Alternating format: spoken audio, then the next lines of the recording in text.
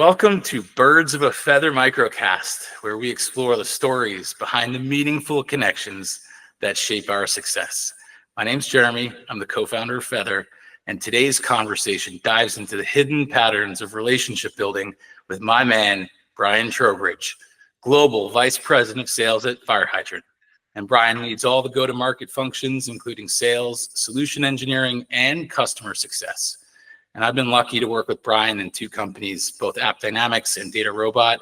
And he is a true force in enterprise SaaS, building huge teams, closing massive deals, and definitely creating a ton of value for his network along the way. Brian, I really feel very lucky to have both learned from you and also call you my friend. So thank you so much for joining us today.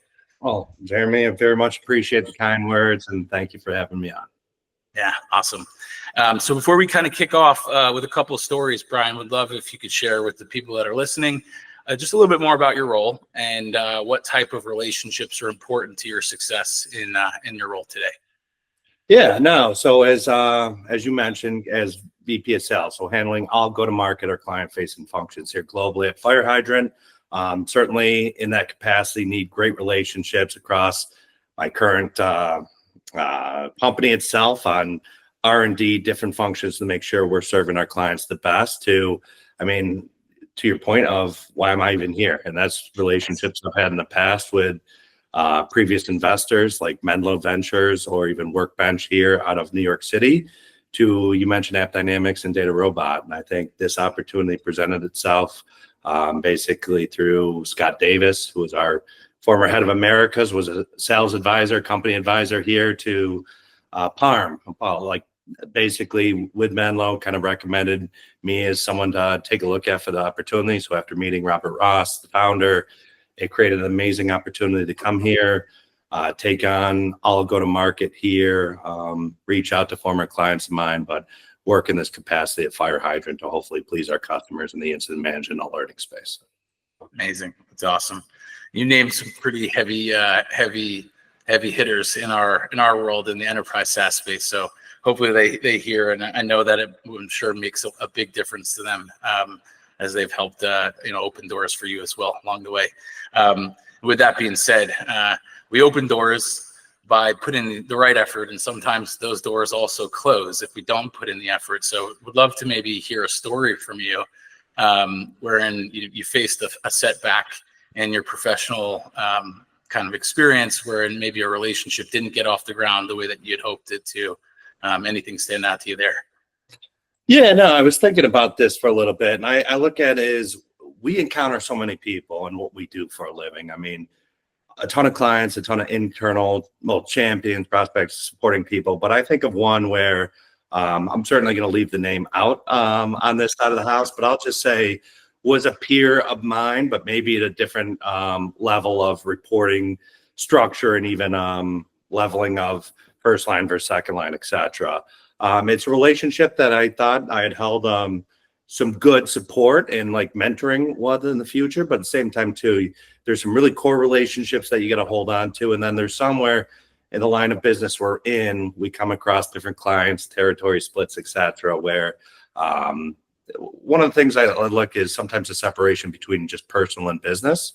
And it was a relationship that maybe from miscommunication over the past went a little sour internally. I certainly learned a lesson via, I'll say, a sales leader that made sure that I was 100% respectful of the role and not taking things too personally. But it was one that did damage a personal relationship, even though I found professional ways to work with that person again. It's one of those ones, lessons learned. It did teach me a few things from sales territory management to documentation to sometimes overestimating the level of personal relationship you have with a colleague.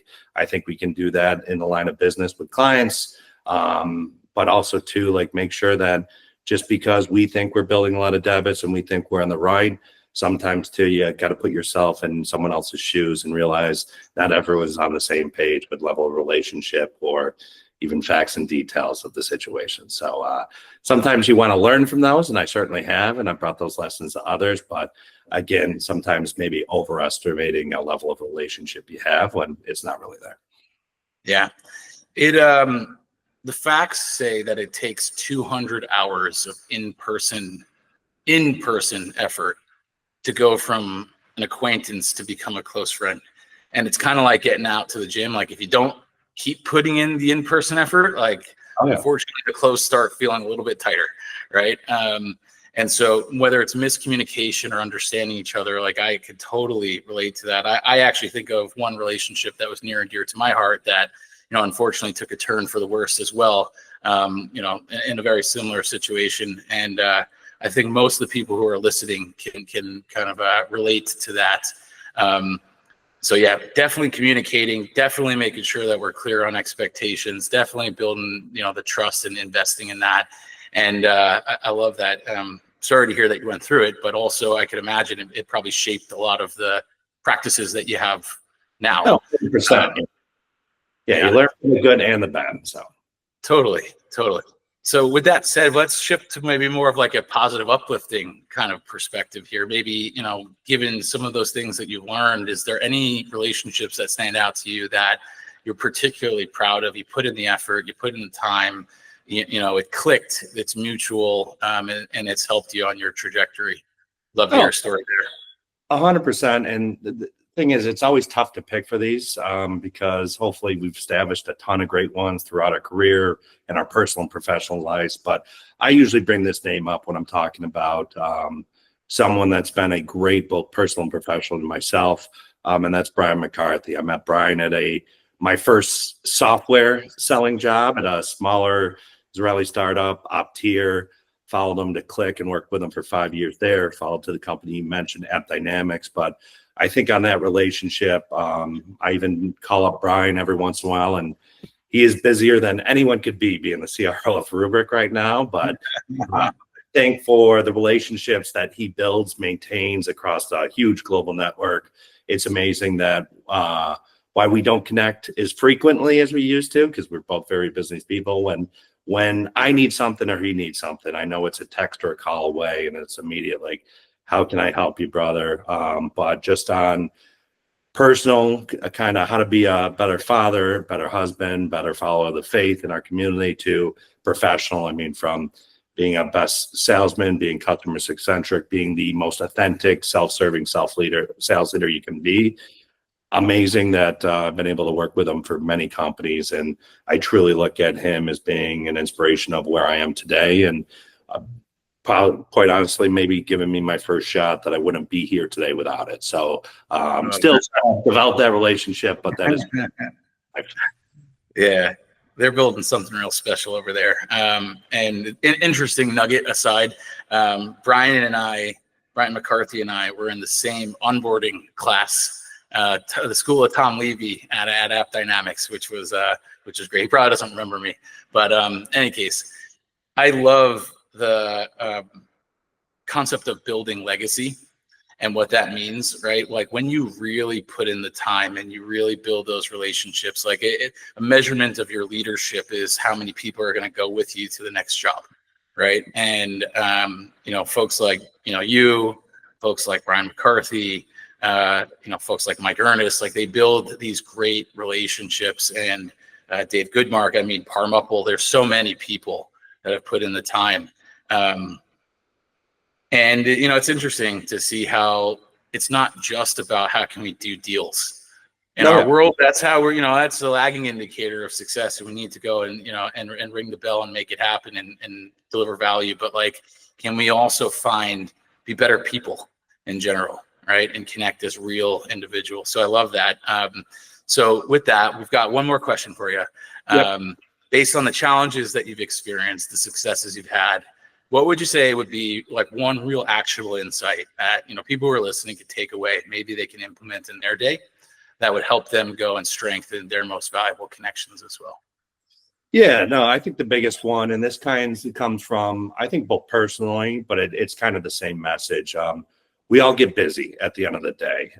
But I'm a true believer that no matter what you're doing, whether that's in a professional setting, in a personal setting, and you can't be everything to everyone, but in those core relationships, those 200 plus you mentioned are the ones that just great people in your lives.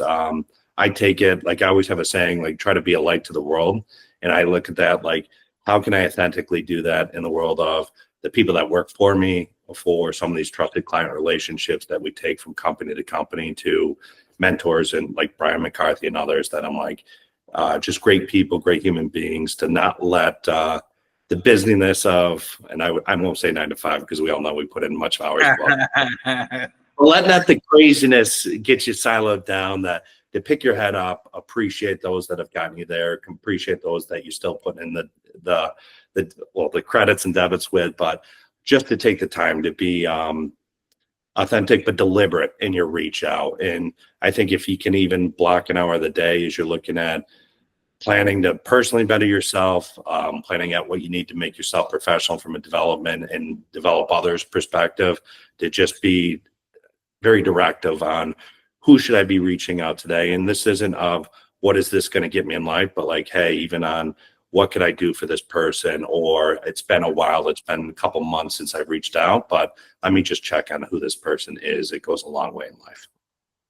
Brian, you are a world class at relationship intelligence. I love everything you're saying. The quote of, trying to be a light to the world, it really just resonates with me. And I just think that if people flip their mindset to being a drive-by seller, or acting when it's convenient for us, or taking, not enough time to like learn the things that matter or show curiosity, like pay it forward once or twice a month, a week, take that hour, even if it's 10 minutes once a day, to just be intentional, like how much better of a world will be. And that's the community we're trying to build with Feather. That's the momentum we're trying to put together. And I love how this conversation has really like highlighted the intentionality and how personal and professional relationships, they blur, and it just gives us a better life. So I've really enjoyed talking with you about it today. If anyone that's out there that's listening is inspired by the things that Brian has shared, please feel free to drop some of your relationship stories and people that are important to you in the comments. And if you're looking for a better way to nurture your relationships at scale, we are building an app that helps us to go and build the right kind of habits, ones that keep us accountable, ones that give us the tools and the insights to stay connected with the people who mean most to us. Feel free to jump onto our beta. It is at www.feather.vip. And until next time, this is Jeremy, and this has been Birds of a Feather. We'll talk to you soon.